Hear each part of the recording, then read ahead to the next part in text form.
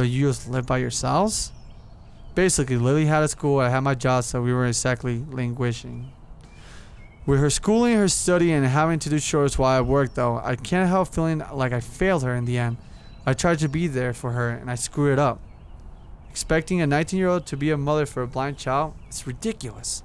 So Lily and Akira lived alone after their parents moved, with Lily largely taking care of herself. I guess that explains her apparent independence compared to many in Yamako.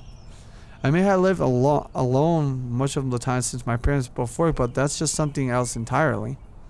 Sorry for making you listen to my moaning, Hazal. I don't mind it at all, but do you mind if I ask why you tell me all this? You're always were curious. Context, I suppose. Life isn't a fairy tale, Hazal. Some people have to learn that the hard way. She takes a long drink from the can in her hand. Her hand becomes more depressed. Her face becoming more depressed and distant. I broke up with my boyfriend a few days ago. After I leave, we're not going to be able to see each other again. But that's how life is. You can't just set your life up and expect it to stay the same forever. Sometimes stuff happens that you have to roll with, even if it means hurting yourself or others. She takes a long breath before looking up at the bright orange sky. Damn, if I smoked, I could have taken a nice long jog right around now and look at that. Kinda cool. I want to respond to help her in whatever way I can, but it feels utterly useless. This kind of situation is one I've never been in, and I simply don't have the experience to say anything meaningful to comfort her. Akira looks over and inevitably picks up on this. Fuck, let me read that again. Akira looks over and eventually picks up on this, much to my embarrassment. I must look pretty pathetic right now, whining about something I barely, whining to someone I barely know. Hardly, I'm pretty much an expert on looking pathetic. She gets a chuckle and acts feeling like a personal victory for me. You're a good kid, Hasao. When I said I approve of you being with my sister, I wasn't joking or just being nice. She picked up herself off the seat with a girl one day will seem ill-fitting to given her age, and throws now the empty can into the bin after the one last swig. It's just unfortunate that doesn't really count for much in this world. When I said I was leaning for its going, I was doing it because a good position opened in our company's headquarters. When our folks told me that when we were at their place, they also gave Lily some to rejoice in their... Wait, repeat this again? When our folks told me that when we were at their place, though, they also gave Lily a summons to rejoin them in the Inverness. No way. Her evasiveness when asked about her future, the awkwardness that had stayed going us. All it suddenly fell into place. The same fire that she reminisced about Hanako's birthday party, the same fire that left her and Akira to themselves, are taking flight to greener pastures. Now I feel stupid for never cornering Lily on why I was bugging her. I would never even consider if something that had happened during her trip to her family is something okay. And now a sense of unease grows in my chest. If her family has summoned her to join them in Scotland, all the way on the other side of the earth, has she accepted? Lily hasn't told me whether she plans to accept. It seems she hasn't told you either. That's why I call you down here to talk us out. Context, huh? I sit back, my feelings worry and frustration no doubt written all over my face. Lily's a strong person herself, but she's not infallible. Infallible? I don't know. I guess it's my job to worry about her, being her older sister. But I think that you deserve to know. I understand. You okay? You sound depressed. No, I'm just thinking. That's good. Thinking is good. Being rash won't get you anywhere. She looks at her watch, barely moving her wrists. I gotta go. Will you be okay? I'll be fine, don't worry. I'll have to talk to Lily about it when I get everything sorted out. She gives me a smile but doesn't feel all that genuine and sincere. Really, both of us are dancing around the fact that Lily's on the principle of the biggest decision of her life and is trying to take the entire burden on herself. And part of that burden is a matter of our relationship. By the time I look up, Akira's already walking off with her hand held up. For the first time in a while, I finally have an answer to something. Perhaps not even that, but at least I know I have the right question to ask. Will you leave or stay? Oh, no, don't leave me, Lily. But, fuck, I don't know. It depends. If she likes really her family, I will work really hard to visit her. I would make it work. Or I would be mature enough to let it go. Let it go, let it go. Don't give a fuck anymore. Hurry, Lilly. I'm moving as fast as I can. I can barely make out Lilly's voice over the deafening pounding of the rain, even though I dislike pulling her around. The situation calls for it. I turn forward my free hand over my head in future attempt to keep at least my hair dry. My vision seems to be grayscale. This really is rotten weather for summer. The last kind of climate I want for a day. I pity. I even checked the weather forecast beforehand. One of very few times I've ever done so I'd say Sunday afternoon will be fine. Looking to Lilly, her shoulders are now completely drenched, with her right hand holding tightly on mine, left gripping her retractable cane. This horrid downpour came just as we were between our destination to Yamaku, so we decided to try rushing the rest of the distance rather than doubling back. Entirely unused to running this fast, Lilly's using all her contractions to just avoid tripping over. Besides, do you know where we're going?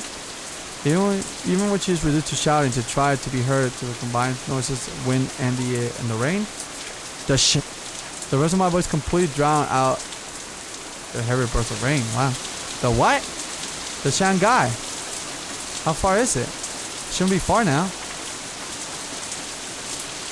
It doesn't take long before I call out her once again. It looks like we're safe. It's just up ahead. I quickly pull to stop just in front of the familiar stairs, lying outside, still giving off the light glow, and wait for Lilly to catch her breath before going in. Ladies first. The tiny bell inside rings out. I hold the door open for her. A smile and a polite nod being my reward for entering myself. As I step behind her and wipe my feet, only a quick glance is necessary to notice a distinct lack of activity. The China doesn't seem to get much in the way of patronage, and today is no different. Only a couple tables are occupied. Summoned by the bells ringing, the most expected person comes to greet us. Hey, go ahead. Welcome to the Shanghai. Yuko looks chipper today. Trying to predict her moods is very hard, but it's a nice change from the norm. Hello, Yuko. Hey. Good afternoon, you two. She takes a deep bow, and somewhat taken aback as she's right herself again and gets a better look at us. What happened to you? You both look. Her eyes drift towards the glass of the door behind us. Oh dear. We're inside now, at least. I think that's the most important thing. It's nice and cozy. You're lucky to be working inside today. It's been nice and quiet. I like dates like this. Oh wait, I'm sorry. Is there anything you like? French vanilla tea, please. I'll have the same. Right on, coming right up. She quickly skitters off with a determined look on her face, trying very hard not to forget our orders. If nothing else, she's at least dedicated to her jobs. I lead Lilly to an empty seat before the two of us settle down. As usual, there's a large difference between my exhaustive flopping down into my seat and Lilly's delicate sliding into hers. Her cane set beside her. For a while, I just idly watch the rain falling outside. The occasional person runs down the street trying to stay dry as possible, her hands often tightly grabbing a rain-soaked umbrella. Lilly sits just as quietly, her eyes closed. She intently listens to all that's happening. It's comfortable, relaxing silence that exists in between us, just the type that we so often shared together in the past months, for Lilly at least. I can't help replaying the words of her sister in my mind at times, contrasting them to both our time spent together since I entered Yamaku and to the way we've been since we started dating. No matter how much I try, I can't work Lilly out. It is harder I try to second guess her emotions and her potential decisions, the more difficult it becomes to reach a clear conclusion. It makes me doubt whether I really ever understood her. In the end, I'm going to have to ask her, even though I very much want to avoid doing so. You seem quiet today, Hasao. Really? You seem so enthusiastic about taking me out today. I assume you have something specific you want to do. No, not really. I just want to spend time with you. Is that so? Fine. There's one thing. A little grin finds its way into Lil's face, her knowing full well that she's besting me. It makes me what I want to say all the more awkward. It was just Akira and I were talking. Oh. What's with that tone? You two do seem to get on well, don't you? Well, I do think she's a pretty cool person to talk with. And it would be nice if any of the teachers were anything like her. Cool. From when I tried to place her tone of my voice, my mouth curling into a smirk as I realized it. You're not jealous, are you? I'm not jealous. After her teasing me over such a thing on our first date, I don't feel bad having a little laugh at her expense this time around. As we settle down though, it's only minor distraction from the real point of why I brought Lily here. Don't worry, it's mostly just everyday stuff. That said, there was something Akira mentioned that I wanted to talk to you about. When you went to see your family in Inverness a while back, she said, Akira told you about my family summons. Akira told you about my family summons, hasn't she? Second tick while I tried to read Lily's face and not mention the feelings written in it. She seems annoyed but also somewhat confused. Here.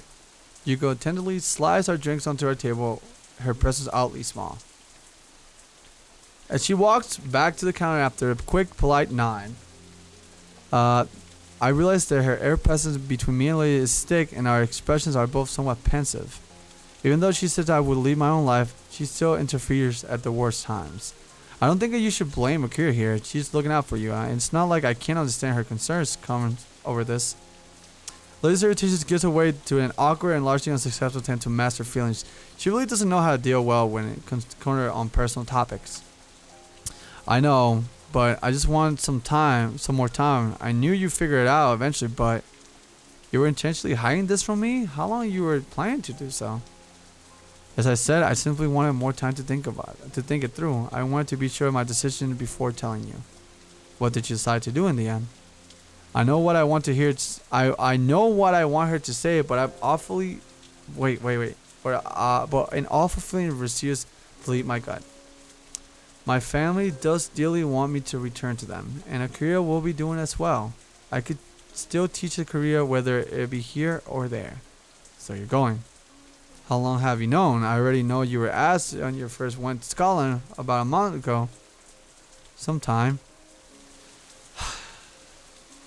My frustration very nearly boils over. The fact that she's done this affects me more than it should. For her not to only be leaving, but to have actively hiding her own plans for me, after seeing for so long to be a solid pillar of support and reliability I could depend on. It feels as if the foundation underneath me is suddenly shifting drastically and much faster and that I can't adapt. Perhaps this is so much frustration and sheer unease. Lily. I'm sorry. I wanted to think this through completely. I wasn't trying to take advantage of you, please. I know, Lily. I know. This is just really sudden. I guess this means that once you go, we'll be breaking up. For one of the few times I met her, she generally lost her words. She doesn't look surprised, not because the fact had dawned her once she became sure of her decision, but rather she appears generally unsure how to deal with the situation now that it's in front of her. We could try pursuing a long-distance relationship. They're getting more and more common these days, after all. Even if she says it, the tone in her voice gives away she doesn't truly believe what she's saying. Lily's far too old-fashioned to be able to cope with relations without any kind of physical presence, and even I am to an extent. All we ever do to each other would be voiced from the other side of the world. In the end, trying to rationalize everything is futile. Any attempt to try and connect what's happening with the future or past just needs to get more difficult, and the more I concentrate. Those quiet moments when we just walked out, as the precious time we spent with Hanako and Akira, the casual chatter we had during lunchtime, the times we made love, the confessions of our feelings to each other, all pointless, all just fleeting moments in our young lives. We're just two children pretend to be adults, aren't we? A long silence hangs in the air between us. The noise of the other patrons drinking and talking only makes the situation feel more strange and disconnected. Lily's face remains low, her dejected expression clowning it. I'm sorry, Sal. God damn it, are you serious? A simple apology and no more. She left entirely without any further response or comment. With a long sigh, I gathered what's left of my thoughts and asked the final question I have for her. When will you be going? I'll be leaving with Akira, so I'll be a little bit less than a... Oh my god. Are you shitting me? Seriously, all this shit. Like, seriously, all this. You knew right the beginning of summer holidays? Just a little afterwards, yes. Her tone's unusually slow and steady, her apologetic and depressed mood all the more ran to her face as she tries to hide it in her voice. In the end, I can't even keep my promise on going to Tanavana with her before she leaves. I look down, seeing my face reflected in my now lukewarm cup, neglected tea sitting in front of me. I really thought I left this kind of expression behind. For a while, I just stared down into the still surface, still trying to sort out my emotions to get what course of action I should take, whether it be right now or in the future. But just before the effort is wasted, I glanced up to see Lilly gently sipping her cool tea without complaint, her face drawn and her shoulders slumped. She looks to be deep in thought too, a strangely cold atmosphere coming between us as we isolate ourselves to mull things over. Even as Lily's cup slowly empties, mine remains untouched. It's a long time before I notice the rain dying down outside and the few other patrons of the Shanghai having left. The chill of the rapidly darkening evening permeates the dormitory hallway. While strolling down the corridor in my room, I see an unwelcome movement from up ahead. Sure enough, the opening of the door opposite my heralds are the arrival of bespectacled Kenji. Oh, hey, well, dude, you look awful. I think you okay? He really has an knack for making any situation better. I don't really want to go into it. It's like, okay, that's cool. If you ever want to talk about it, I'm, here. I look at him in a moment before surrendering, my stern front awkwardly scratching the back of my neck, embarrassed by my stanford's response to him. Thanks, Kenji. Hey, it's cool. That's what friends are for, right? Yeah, you're right. See ya. I open my door. This is so depressing. Fuck. I open the door to my own dorm room and I close it behind as quickly as waits me off. The solid thud of the door makes against the door frame sounds like a final call for the life outlet since coming to Yamako. I just stand in my dark room, fruitlessly attempt to work out what I should do at this point onwards. What should I do? Just what should I do? Oh my god. This is bullshit. This is so fucking bullshit. Class and I simply rest my head on my hand and stare out the window to pass the time. It's been a few days since Lee told me her plans. I haven't been to the ordinary lunchtime haunt since then. Not there would be much point. Hanako's been busy with the newspaper clothes that she's newly joined and has begun talking in class with Naomi every now and then. Even Lily, aside from the fact that a meeting between us will be awkward in any case, but has been run off her feet with class representative duties as the summer holidays approach. And now they're just about here. With the end of today's spell, the summer holidays will have begun. I suppose that all it'll end up doing will be visiting my parents for the duration and lazing about my old home now that my previous plans are entirely askew. Meanwhile, a caring lady will be en route to Scotland to live out the rest of their lives there. No matter how hard I try to rationalize the idea that summer holidays began, my life will return. Why is this like that? Oh, whatever. I gotta read that now too. Fuck. I thought I could. It looked like the what is it? The music is turned off. I don't know why. Everyone's moving on with their lives. Liz rejoining her family. Chris moving up in her father's business. Hanako's getting new friends and hobbies, and even Yuko is moving ahead with her university aspirations. Even I'm moving forward in the end. With the marks I've gotten so far in Yamako, much less after such rocky beginning, the path of getting to teaching science career seems straightforward. I suppose I should be happy about that much, but it doesn't seem really to help. Hachan! I quickly stopped my ruminating and turned to face the bubbly boys beside me, putting the most upbeat expression I can muster. I expect that Shumu stands flanking her. I have a sneaky suspicion they want something from me. Hey, Misha, she's doing, what's up? Well, Chichan and I were thinking, since we're just two poor little girls that need help with all the work we've been given just before the holidays begin, sure, I can help. But Hichan, we really need... What? I think I broke Misha. Even Shizuma raises an eyebrow at her accomplice, sure and stop in her tracks.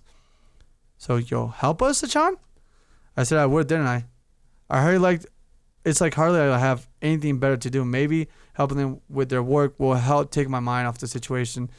Misha seems generally ecstatic with my response, but she's more expression clouded and difficult to read. I find myself quickly averting my eyes from her own as someone looks like the face of pity. No doubt it must just be my imagination. This is hardly the first time I've been in the student council. Indeed, I found myself down here often, either helping Lilly with class rep work or out of sort of another thing the student council do. Blah, blah. Now, though, it's quite a different place. Papers and folders are strewn across every table in the room. Only a solitary little black laptop at the top of a single desk sticking out in front of it. It looks possibly ancient, and I guess it has been blatantly serving its task in archiving information for years and years. So what needs to be doing? This looks like a lot to do. Should whispers become determined that she signs is a worry look. Everything, Hachan. My worry was well placed. Everything you say. What's left on the desk is what needs to be done. It all needs to be digitally recorded, which is what the laptop is for. And I'm guessing that I'll be the one doing this. Shazan says she saw you with the computers in the library a few days ago, and you seem really good with them. Good with computers. I can touch and type, I guess, but it seems like an overestimation of my skills. I was just typing up homework. Wait, Shazan was watching me do that? Almost know their allies before they can know their enemies, of course. Well, that's pretty wise. For once, it's not very hard to work out who said that. Nonetheless, it seems worth fighting over. Sitting on a computer doing some typing hardly seems wondrous as far as the task to help Sume and Misha go. Besides it will help take your minds off of things. Take my mind off of things. Take my mind off of what things? Misha's face goes black as she translates this for Shizuma. The latter response, only to glance towards the window after briefly signing. Misha's face quickly returns to a smile as she translates back. She was confused, I guess, but Shizuma is hard to pin down. I was just thinking you might like to get your mind off the exams, of course. Either way, you may as well get into it sooner rather than later. I'll go along with you. That's the spirit, Hichan. So I'm doing bitch work, great. And that's the 5th spreadsheet compound save. Time for the next months. After a little bit of fussing around, we all managed to get a bit more organized. Shizuma has been gathering up loose sheets and thankfully sorting them into a neat pile next to me. Meanwhile, Misha has been handling the manual writing work. Her girly pink pen leaving its unmistakable mark on paper after paper. Once I got myself into rhythm, this really wasn't so bad. Shizuma and Misha also seemed to be swing of things, were at least communicating as they go through their business with fervor.